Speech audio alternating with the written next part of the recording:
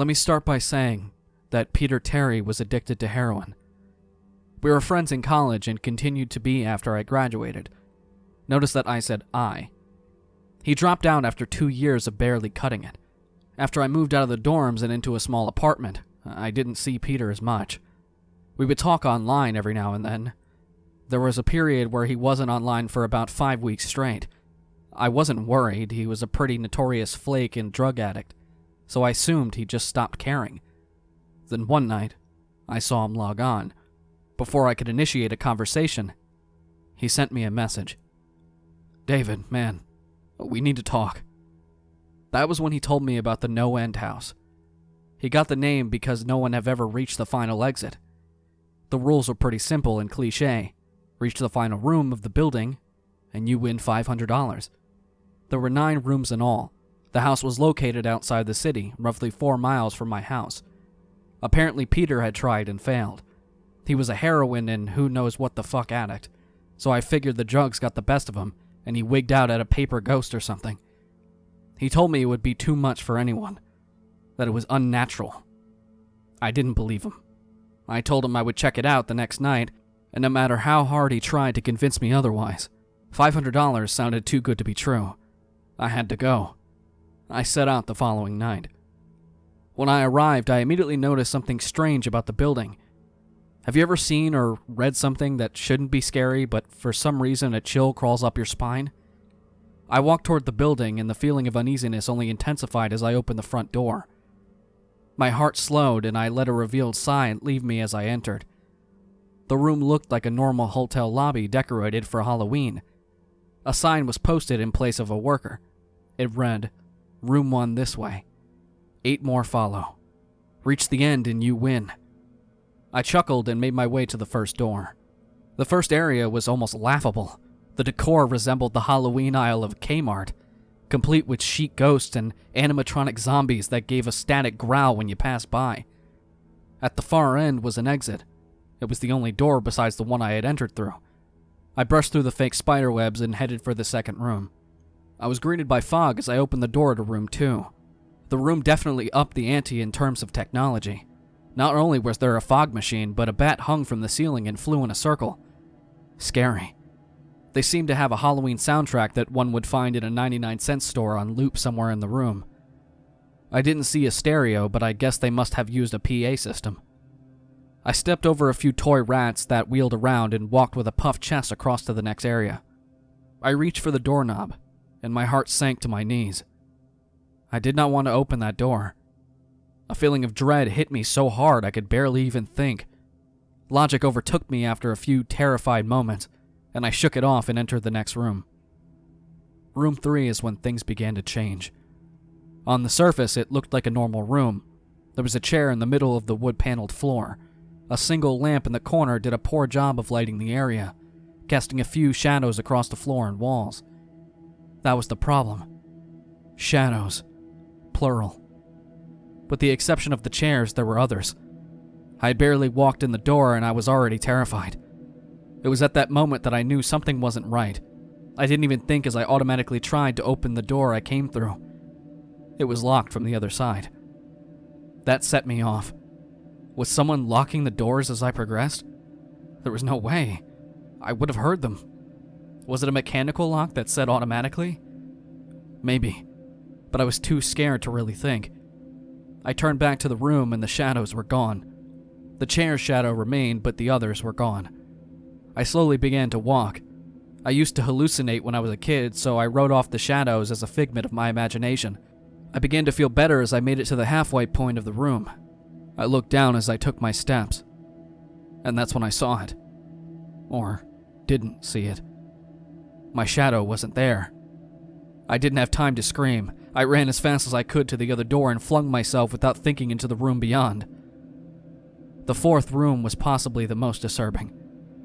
As I closed the door, a light seemed to be sucked out and put back into the previous room. I stood there, surrounded by darkness, not able to move. I'm not afraid of the dark and never have been, but I was absolutely terrified. All sight had left me. I held my hand in front of my face, and if I didn't know what I was doing, I would never have been able to tell. Darkness doesn't describe it. I couldn't hear anything. It was dead silence. When you're in a soundproof room, you can still hear yourself breathing. You can hear yourself being alive. I couldn't. I began to stumble forward after a few moments, my rapidly beating heart the only thing I could feel.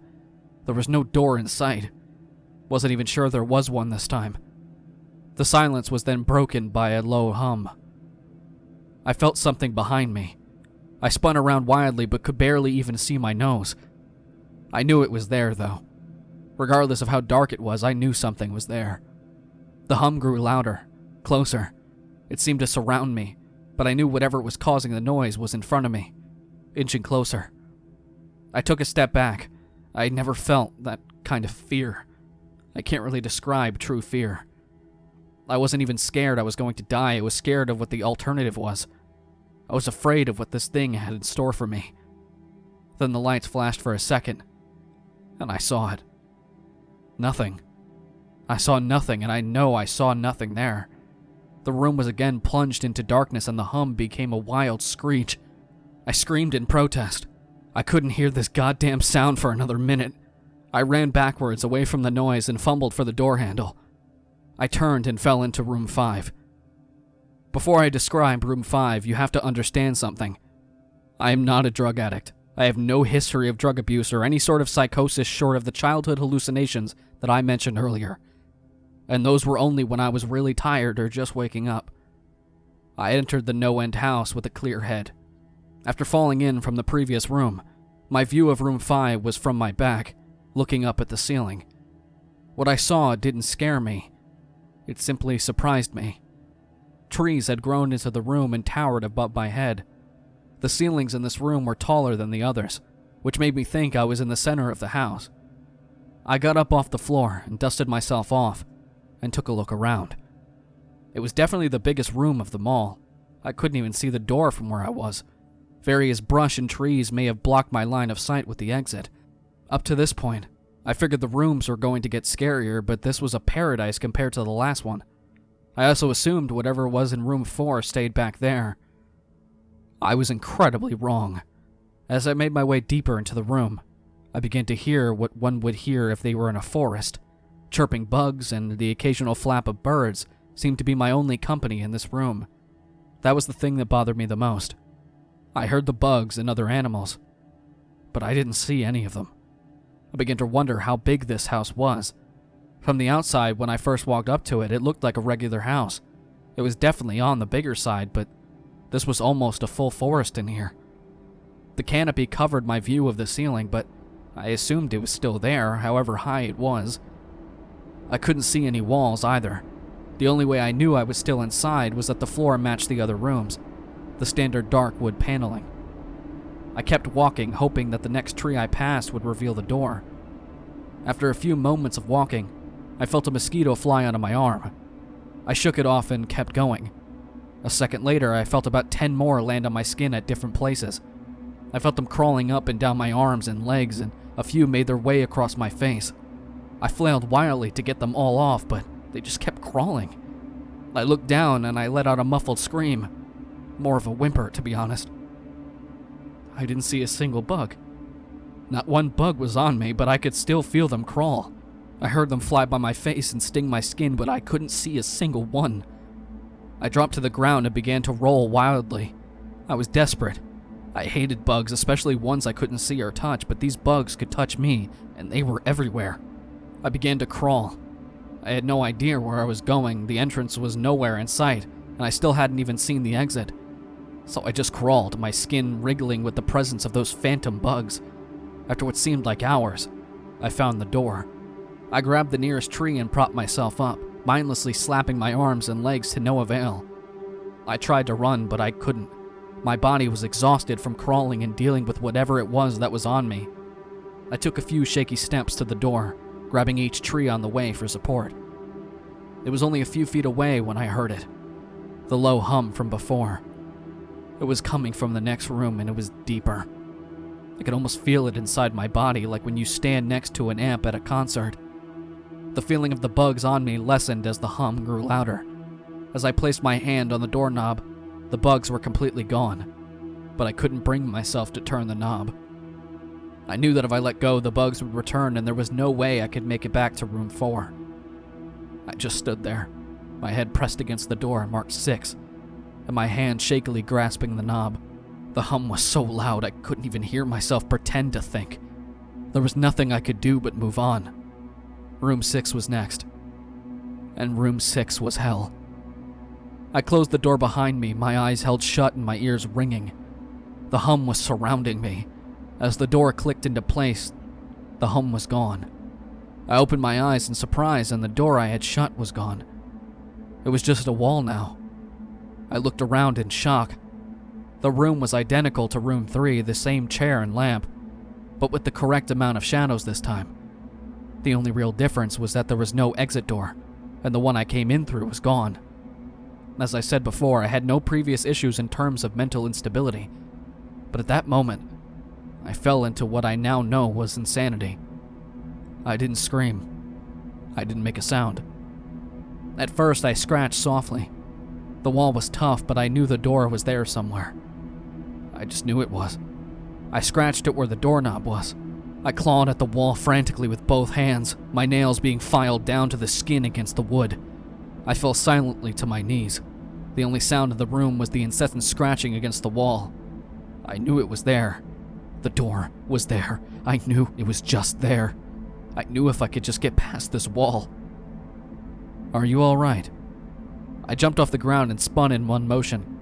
I leaned against the wall behind me and I saw what it was that spoke to me. To this day, I regret ever turning around. There was a little girl. She was wearing a soft white dress that went down to her ankles. She had long blonde hair to the middle of her back and white skin and blue eyes. She was the most frightening thing I had ever seen, and I know that nothing in my life will ever be as unnerving as what I saw in her. While looking at her, I saw something else. Where she stood, I saw what looked like a man's body, only larger than normal and covered in hair. He was naked from head to toe, but his head was not human and his toes were hooves. It wasn't the devil, but at that moment it might as well have been. The form had the head of a ram and the snout of a wolf. It was horrifying. It was synonymous with the little girl in front of me. They were the same form. I can't really describe it, but I saw them at the same time. They shared the same spot in that room, but it was like looking at two separate dimensions. When I saw the girl, I saw the form, and when I saw the form, I saw the girl. I couldn't speak. I could barely even see. My mind was revolting against what it was attempting to process. I had been scared before in my life, and I had never been more scared than when I was trapped in the 4th room. But that was before room 6. I just stood there, staring at whatever it was that spoke to me. There was no exit. I was trapped in here with it. And then it spoke again. David, you should have listened. When it spoke, I heard the words of the little girl, but the other form spoke through my mind in a voice I won't attempt to describe. There was no other sound. The voice just kept repeating that sentence over and over in my mind, and I agreed. I didn't know what to do. I was slipping into madness, yet couldn't take my eyes off of what was in front of me. I dropped to the floor, and I thought I had passed out, but the room wouldn't let me. I just wanted it to end. I was on my side, my eyes wide open, and the form staring down at me. Scurrying across the floor in front of me was one of the battery-powered rats from the 2nd room. The house was toying with me, but for some reason, seeing that rat pulled my mind back from whatever depths it was headed, and I looked around the room. I was getting out of there. I was determined to get out of that house and live and never think about this place again. I knew this room was hell, and I wasn't ready to take up a residency. At first, it was just my eyes that moved. I searched the walls for any kind of opening. The room wasn't that big, so it didn't take long to soak up the entire layout. The demon still taunted me, the voice growing louder as the form stayed rooted where it stood. I placed my hand on the floor, lifted myself up to all 4, and turned to scan the wall behind me. Then I saw something I couldn't believe. The form was now right at my back, whispering in my mind how I shouldn't have come. I felt its breath on the back of my neck, but I refused to turn around.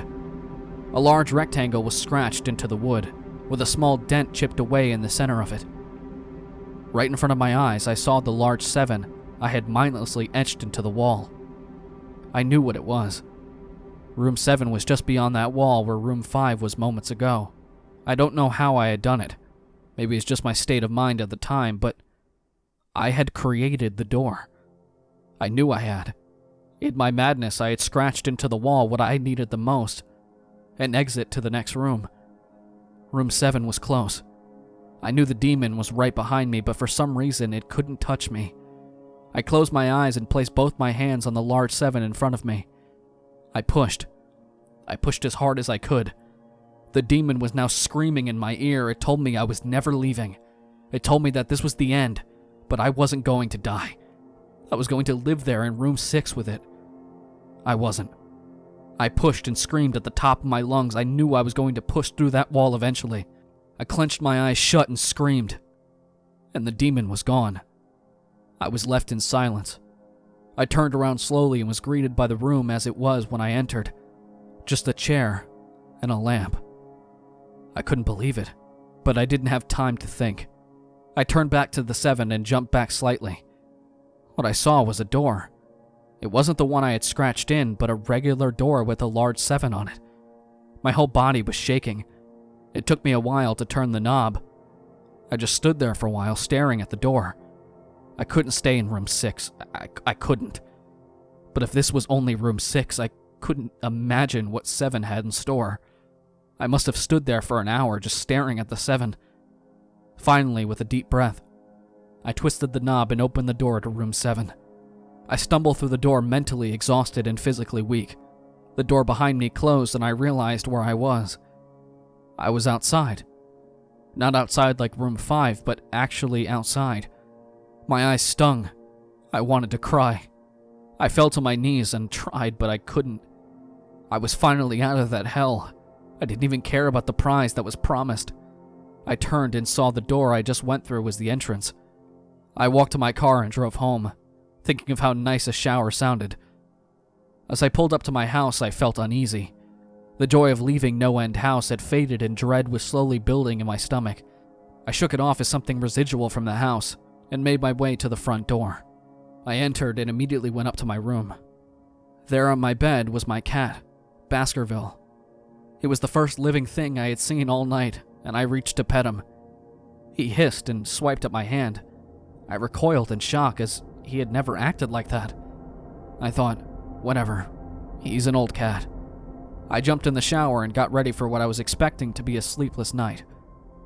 After my shower, I went to the kitchen to make something to eat.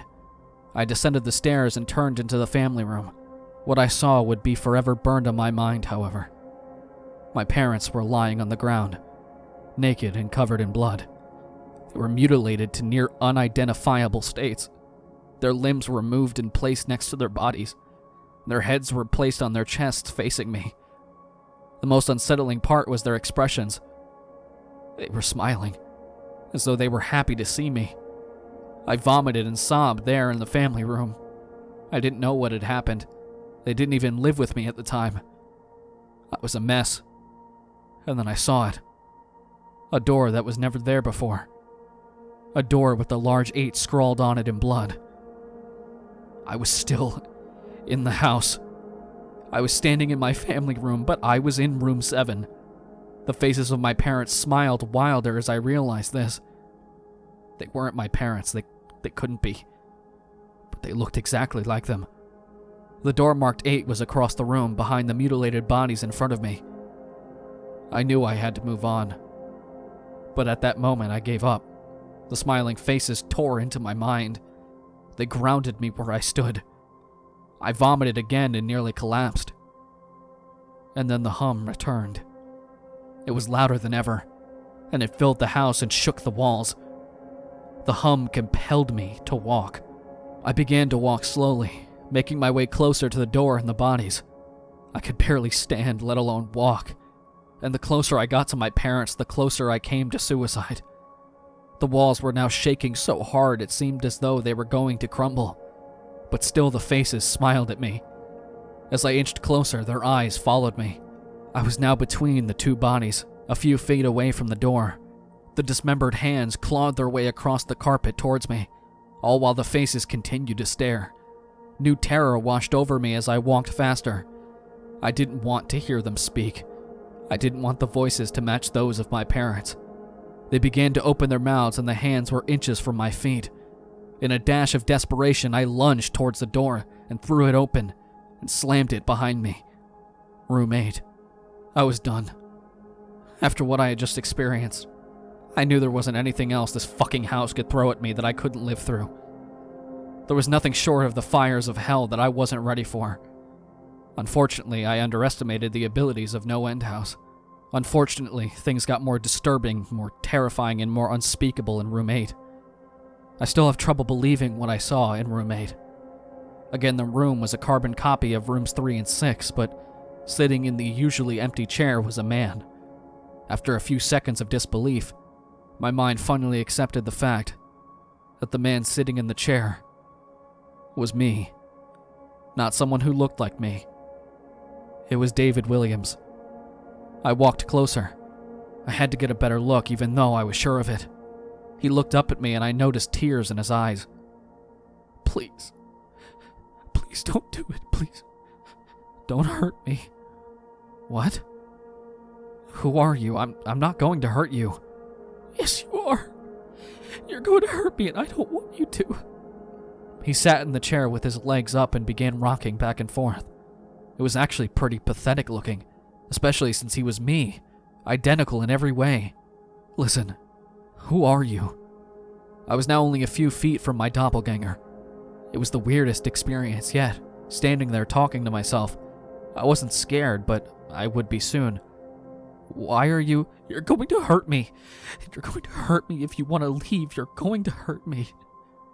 Why are you saying this? Just calm down, alright? Let's try and figure this. And then I saw it.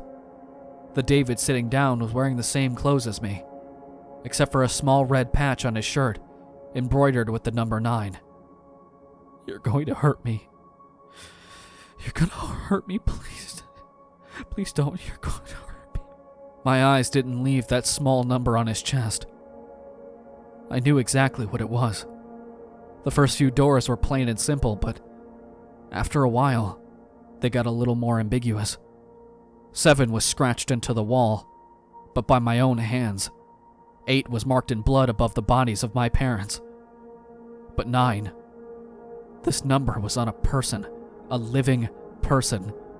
Worse still, it was on a person that looked exactly like me. David? I had to ask. Yes. You're going to hurt me. You're going to hurt me. He continued to sob and rock. He answered to David. He was me, right down to the voice.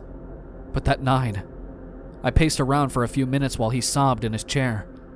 The room had no door, and similarly to room 6, the door I came through was gone.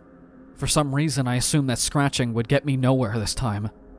I studied the walls and floor around the chair, sticking my head underneath and seeing if anything was below. Unfortunately, there was. Below the chair was a knife. Attached was a tag that read, "To David. From management." The feeling in my stomach as I read that tag was something sinister. I wanted to throw up, and the last thing I wanted to do was remove that knife from under the chair. The other David was still sobbing uncontrollably. My mind was spinning into an attic of unanswerable questions. Who put this here, and how did they get my name? Not to mention the fact that as I knelt on the cold wood floor, I also sat in that chair, sobbing in protest of being hurt by myself. It was all too much to process. The house and the management had been playing with me this whole time. My thoughts for some reason turned to Peter, and whether or not he got this far. If he did, if he met a Peter Terry sobbing in this very chair, rocking back and forth. I shook those thoughts out of my head. They didn't matter. I took the knife from under the chair and immediately the other David went quiet. David, what do you think you're going to do? I lifted myself from the ground and clenched the knife in my hand. I'm going to get out of here. David was still sitting in the chair, though he was very calm now. He looked up at me with a slight grin. I couldn't tell if he was going to laugh or strangle me. Slowly he got up from the chair and stood facing me. It was uncanny. His height and even the way he stood matched mine. I felt the rubber hilt of the knife in my hand and gripped it tighter. I don't know what I was planning on doing with it, but I had a feeling I was going to need it. Now, his voice was slightly deeper than my own. I'm going to hurt you. I'm going to hurt you, and I'm going to keep you here. I didn't respond. I just lunged and tackled him to the ground. I had mounted him and looked down, knife poised and ready. He looked up at me, terrified. It was like I was looking in a mirror. Then the hum returned, low and distant, though I still felt it deep in my body. David looked up at me as I looked down at myself. The hum was getting louder and I felt something inside me snap. With one motion, I slammed the knife into the patch on his chest and ripped down. Blackness fell on the room and I was falling. The darkness around me was like nothing I had ever experienced up to that point. Room 4 was dark, but it didn't even come close to what was completely engulfing me. I wasn't even sure if I was falling after a while. I felt weightless, covered in dark, and then a deep sadness came over me. I felt lost, depressed, and suicidal. The sight of my parents entered my mind.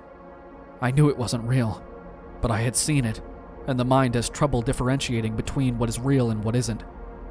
The sadness only deepened. I was in room 9 for what seemed like days. The final room. And that's exactly what it was. The end. No End House had an end, and I had reached it. At that moment, I gave up. I knew I would be in that in-between state forever, accompanied by nothing but darkness. Not even the hum was there to keep me sane. I had lost all senses. I couldn't feel myself, I couldn't hear anything. Sight was completely useless here. I searched for a taste in my mouth and found nothing. I felt disembodied and completely lost. I knew where I was. This was hell. Room 9 was hell. And then it happened. A light. One of those stereotypical lights at the end of the tunnel. I felt ground come up from below me and I was standing. After a moment or two of gathering my thoughts and senses, I slowly walked toward that light. As I approached the light, it took form. It was a vertical slit down the side of an unmarked door. I slowly walked through the door and found myself back where I started. The lobby of No End House. It was exactly how I left it. Still empty, still decorated with childish Halloween decorations. After everything that happened that night, I was still wary of where I was. After a few moments of normalcy, I looked around the place trying to find anything different. On the desk was a plain white envelope with my name handwritten on it. Immensely curious, yet still cautious, I mustered up the courage to open the envelope. Inside was a letter, again handwritten. David Williams, congratulations! You have made it to the end of No End House. Please accept this prize as a token of great achievement. Yours forever. Management. With the letter were 5 $100 bills. I couldn't stop laughing. I laughed for what seemed like hours. I laughed as I walked to my car and laughed as I drove home. I laughed as I pulled into my driveway. I laughed as I opened my front door to my house. And laughed as I saw the small 10 etched into the wood.